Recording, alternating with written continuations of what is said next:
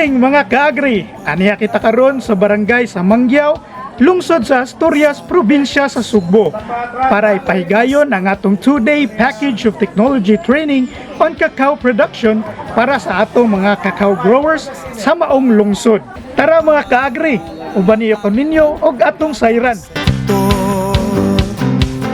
Dadagdagan ang kaalaman sa kabuhayan. Sa negosyo, pahuhusayin ang kakayahan. Angkop at bagong teknolohiya, subsidyo, patubig at infrastruktura. In behalf sa municipal government, mahinaon sad ni nga kani atong mga darating karon inyo yung gamiton. Nakitay at mataani sa provincial government o sa DA para mahatagan mo o like alternative baron dili ra mo ni focus sa usa ka pananom ninyo. So, salamat again, salamat kaayo sa ato ang mga bisita karon no nga alin gid ninyo ang Asturias o maghatag og bagong kahibalo sa atong mga farmers.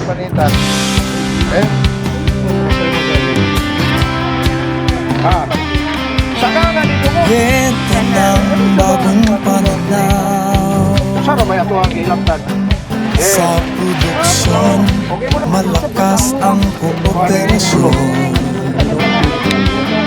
Katuwang ng mga magsasaka, pamahalaan at pribadong sektor.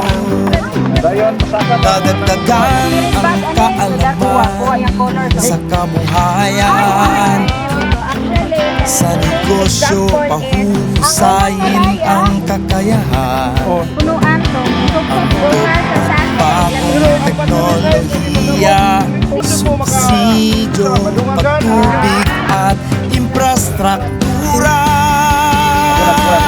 Siguradong pagkain sa buong bansa. Masagan ang animata. Nagpasalamat gid ako dako sa taga-DA nga dudugangan ang akong kahibaw parte og pananom og kakao kay sa ako ang bahin na ako'y kakao pero wala gid ako ngingon nga ako'y kaalam tanom kay tanom lang unya pagpamunga wala ra say way tagad karon dako kay kong pasalamat nga naka-apil ko sa mong training kay naan ako'y nakatunan kabahin sa pag-apply sa abono nga ang kanang bag-ong tinanom anag sa punuan hindi kanang mga dagko na tag 1 meter ang distansya unya ipalibot nimo upat ka lungag dayon og magbunga naman gani siya kinahanglan gyud nga mag-pruning gyud ka para nga ang imuhang tanom makasud ang init niya dili sad masudlan og insekto. Nagpasalamat ko sa ato ang seminar karon labi na gyud sa pag-care sa mga kakao ang gap ang atong nakatunan ato i-apply nga magkuha na ta mag-pruning na ta correct nga spacing sa atong kakao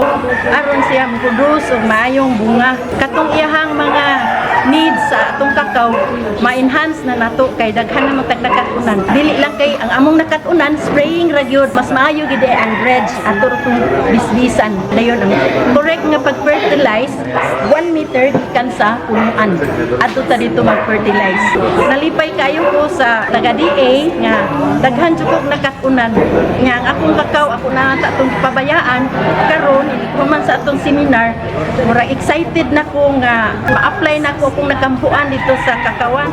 Ako po pasalamat sa Department of Agriculture nga nagpaygayon sila og training about ang pagpananom ng kakao, ug pag-prevent sa mga sakit-sakit, unsaon pagsumpo, unsaon pag-atiman, nga mulambo ang imong gitanom nga di masayang. Pasalamat sa Department of Agriculture sa HBCDP nga usa kita sa napili nga kandakan aning package of technology training sa kakao.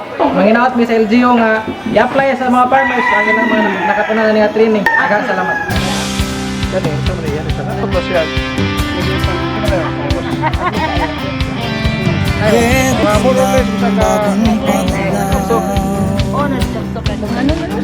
Sa produksyon, malakas ang kooperasyon.